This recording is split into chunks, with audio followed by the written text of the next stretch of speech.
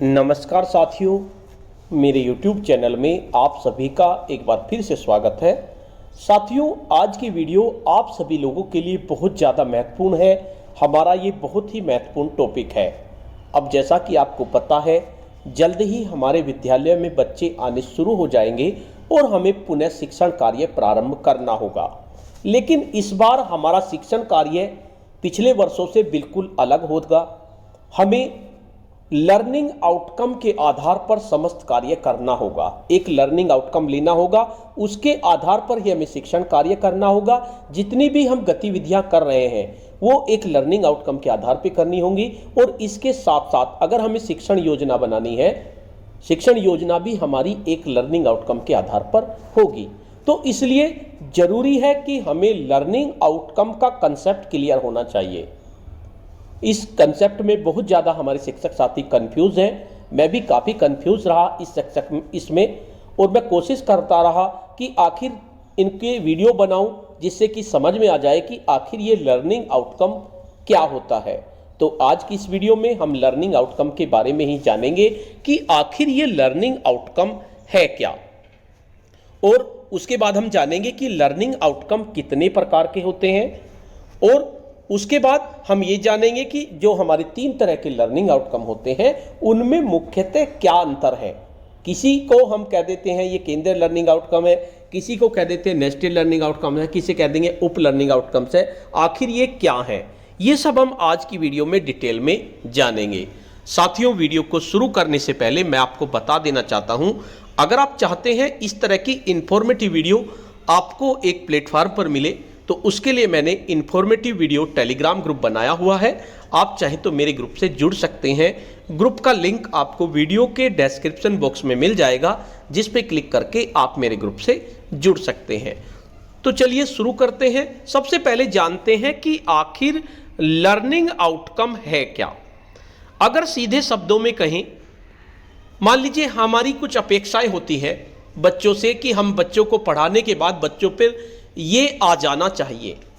तो जो अपेक्षित दक्षताएं होती है, हमारी जो अपेक्षा होती है, उसको हम लर्निंग आउटकम कहेंगे। या इससे भी कोई सिंपल भाषा में समझें कि हमारे पढ़ाने के बाद बच्चों में क्या परिणाम हुए, यानी उसके अधिगम में, सीखने में क्या परिणाम हमारे सामने आए, उनको कहेंगे लर्निंग आउटकम। यानी हमने बच्चे को पढ़ाया और पढ़ाने के बाद बच्चे को क्या आ गया, वो लर्निंग आउटकम होगा। यानी वो हमारा आउटपुट होगा। एक तरह से पढ़ाने के बाद हम कोई काम कर रहे हैं, उसके बाद कुछ ना कुछ आउटपुट होगा। तो जो आउटपुट है अपेक्षित, उसे कहेंगे लर्निंग आउटकम। अगर इसकी परिभाषा लें, किसी विद्यार्थी के लिए पाठ्यक्रम या पाठ्य पुस्तकों में सीखने को दृष्टिगत रखकर जो लक्ष्य अथवा दक्षताएं निर्धारित की जाती है। मान लीजिए हमने पाठ्यक्रम ले लिया या पाठ्य पुस्तक ले ली और हमें बच्चे को पढ़ाना है। पढ़ाने से पहले हम एक लक्ष्य निर्धारित करेंगे या सोचेंगे कि बच्चे में ये दक्षता आ जाएगी। तो जो लक्ष्य निर्धारित हमने किया, जिसको ध्यान में रखकर शिक्षकगण अपने दैनिक कक्षा शिक्षण को संपादित करते हैं। साथ ही कक्षा के बाहर अनेक सह शैक्षिक गतिविधियों को आयोजित करते हैं। भाई, अपना दैनिक शिक्षण कार्य कर रहे हैं और इसके साथ साथ हम कक्षा के बाहर भी अनेक सह शैक्षिक गतिविधियों को आयोजित करते हैं। तो उन लक्ष्यों को लर्निंग आउटकम के नाम से जाना जाता है, उन्हें लर्निंग आउटकम कहते हैं। दूसरे शब्दों में कहें, इन्हें कहते हैं अधिगम परिणाम। यानी अधिगम परिणाम से हमारा मतलब है बच्चे ने क्या सीखा, उसके क्या परिणाम हुए, उसको लर्निंग आउटकम कहेंगे। या इसका तीसरा नाम क्या होगा, सीखने का प्रतिफल। यानी बच्चे ने सीखा और सीखने के बाद क्या रिजल्ट निकल के आया, क्या प्रतिफल हुआ, उसको लर्निंग आउटकम कहेंगे। या ये कह सकते हैं हमारे कुछ अपेक्षाएं थी, यानी अपेक्षित दक्षताएं। यानी हमने सोचा था कि बच्चे पे ये दक्षता आ जाएगी, वो हमारी अपेक्षित थी कि हमने ऐसा पढ़ाया कि उससे ये इसे आ जाना चाहिए। तो उस अपेक्षित दक्षताएं को लर्निंग आउटकम का नाम दिया गया है।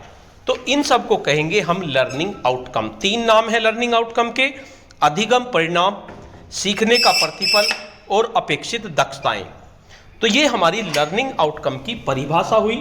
मुझे पूरी उम्मीद है आपको समझ में आ गई होगी कि आखिर लर्निंग आउटकम होता क्या है। अब बात करते हैं लर्निंग आउटकम कितने प्रकार के होते हैं। तो लर्निंग आउटकम हमारे अध्ययन अध्यापन की दृष्टि से लर्निंग आउटकम को निम्नलिखित श्रेणियों में विभाजित किया गया है। नंबर 1 केंद्रीय लर्निंग आउटकम, जिसका दूसरा नाम है फोकल लर्निंग आउटकम। आप इनको फोकल लर्निंग आउटकम भी कह सकते हैं और केंद्रीय लर्निंग आउटकम भी। ये लर्निंग आउटकम व्यापक दृष्टिकोण पर आधारित होते हैं, यानी जब हमारा दृष्टिकोण व्यापक हो जाता है तो उसको जो आउटकम है उसको केंद्रीय लर्निंग आउटकम हम कहेंगे।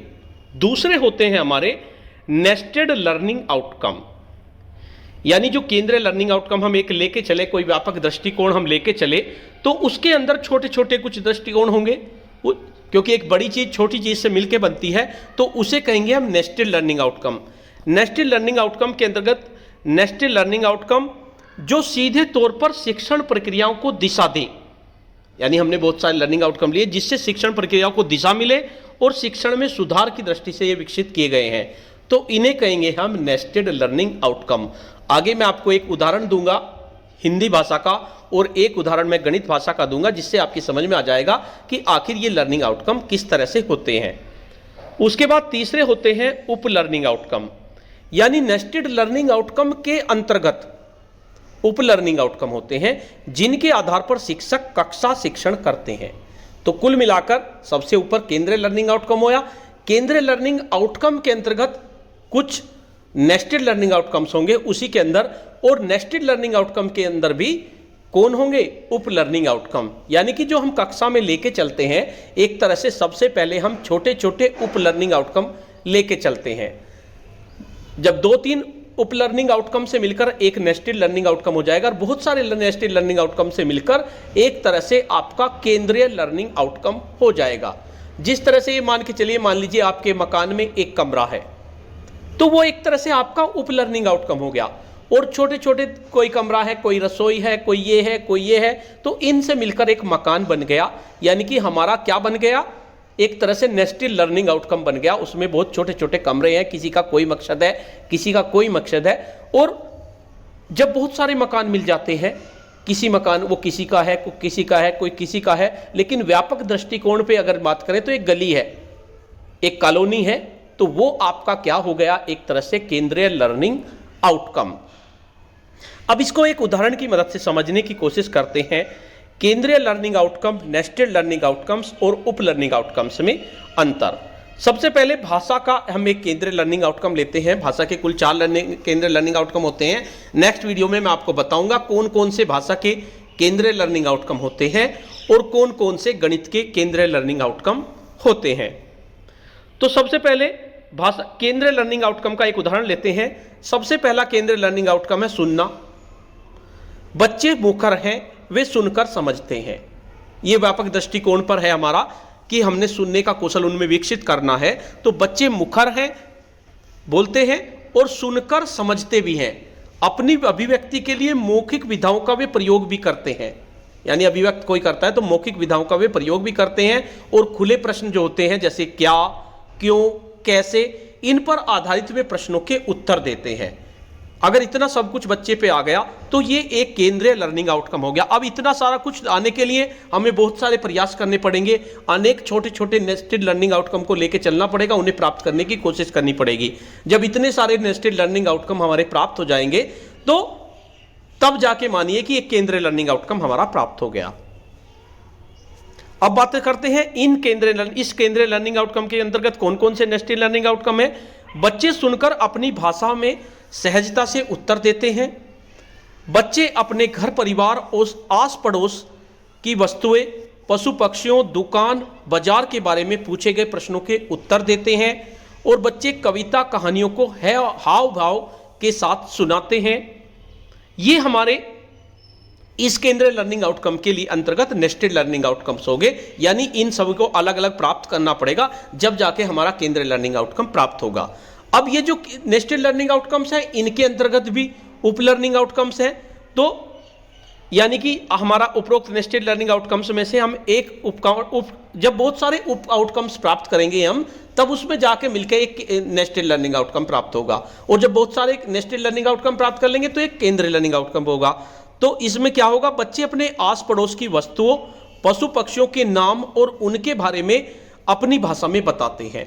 ये हमारा एक नेस्टेड लर्निंग आउटकम्स के अंतर्गत उप लर्निंग आउटकम्स हो गया। यानी कि जो हम क्लास में शुरू करेंगे तो हम उप लर्निंग आउटकम्स को लेके चलेंगे, और उप लर्निंग आउटकम्स जब हम कई सारे प्राप्त कर लेंगे तो एक नेस्टेड लर्निंग आउटकम प्राप्त हो जाएगा, और जो बहुत सारे नेस्टेड लर्निंग आउटकम हमारे प्राप्त हो जाएंगे तो इसका मतलब हमारा एक केंद्रीय लर्निंग आउटकम प्राप्त हो गया। उसके बाद एक गणित का उदाहरण ले लेते हैं। केंद्रीय लर्निंग आउटकम का एक उदाहरण, बच्चे अपने परिवेश को मात्रात्मक रूप से देखने और समझने के लिए संख्याओं का प्रयोग करते हैं। यह आपका एक केंद्रीय लर्निंग आउटकम हुआ। अब इस केंद्रीय लर्निंग आउटकम को प्राप्त करने के लिए आपको कई छोटे छोटे नेस्टेड लर्निंग आउटकम प्राप्त करने पड़ेंगे, और वे छोटे छोटे जो नेस्टेड लर्निंग आउटकम है उन्हें प्राप्त करने के लिए अनेक छोटे छोटे उप आउटकम्स को प्राप्त करना होगा। तो इसके अंतर्गत क्या क्या नेस्टेड लर्निंग आउटकम्स हो सकते हैं? बच्चे अपने आसपास की वस्तुएं जैसे पेड़ पौधे, जीव जंतु में अंतर और समानता समझते हैं और तुलना करते हैं, जैसे छोटा बड़ा, मोटा पतला, हल्का आगे पीछे, हल्का भारी, दूर पास आदि। उसके बाद बच्चे अपने आसपास की वस्तुओं में पैटर्न खोज लेते हैं और स्वयं बना लेते हैं। नंबर 3, बच्चे अपने आसपास की वस्तुओं को संख्यात्मक रूप से पहचान कर व्यक्त करते हैं, जैसे कितने लोग, कितनी चीजें, और बच्चे किसी जगह, व्यक्ति, घटना या प्रक्रिया, चित्र के वर्णन में संख्या का उपयोग करते हैं। ये हमारे नेस्टेड लर्निंग आउटकम्स हो गए। अब प्रत्येक नेस्टेड लर्निंग आउटकम्स को प्राप्त करने के लिए हमें बहुत सारे उप आउटकम्स चाहिए, जब जाके हमारा प्राप्त होगा। मान लीजिए आपका पहला ही है, बच्चे अपने आसपास की वस्तुएं जैसे पेड़ पौधे, जीव जंतुओं में अंतर कर लेते हैं और समानता समझते हैं। तो अंतर का हमें एक उप आउटकम्स अलग लेना पड़ेगा, समानता का अलग लेना पड़ेगा, छोटे बड़े का अलग लेना पड़ेगा, मोटा पतला, आगे पीछे, हल्का भारी, दूर पास, इनके सबके अलग अलग आपके उप आउटकम्स होंगे। और जब वे उप आउटकम प्राप्त हो जाएंगे तो मान लीजिए एक आपका नेस्टेड लर्निंग आउटकम प्राप्त हो गया। अब देखते हैं उपरोक्त नेस्टेड लर्निंग आउटकम्स के अंतर्गत उप आउटकम्स कौन कौन से होंगे। बच्चे दैनिक जीवन में 1 से 9 तक की संख्याओं को ठोस वस्तुओं, चित्रों के माध्यम से जोड़ और घटा लेते हैं, जो आपकी कक्षा शिक्षण से सीधे जुड़े होते हैं। तो साथियों, ये मैंने कोशिश की है लर्निंग आउटकम के बारे में आपको बताने की।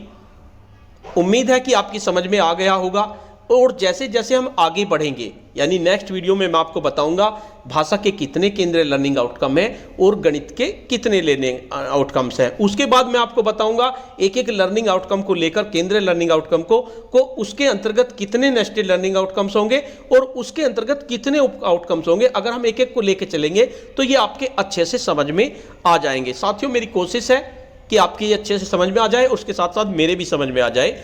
तो साथियों, आज की वीडियो में इतना ही। अगर आपको ये वीडियो पसंद आती है तो आप इस वीडियो पे कमेंट्स जरूर करें, जिससे कि मुझे पता चले कि आपकी समझ में आ रहा है और मैं और भी अच्छी वीडियो बनाने के लिए प्रेरित हूं। तो आज की वीडियो में इतना ही। अगर आपको पसंद आती है तो इसको लाइक करें, शेयर करें और वीडियो पे कमेंट्स करें। और अगर आप मेरे चैनल पे नए हैं, पहली बार मेरे चैनल को देख रहे हैं, तो चैनल को सब्सक्राइब कर लीजिए और बेल के आइकन को प्रेस कर दीजिए, जिससे कि आपको नेक्स्ट वीडियो का नोटिफिकेशन मिल सके। धन्यवाद।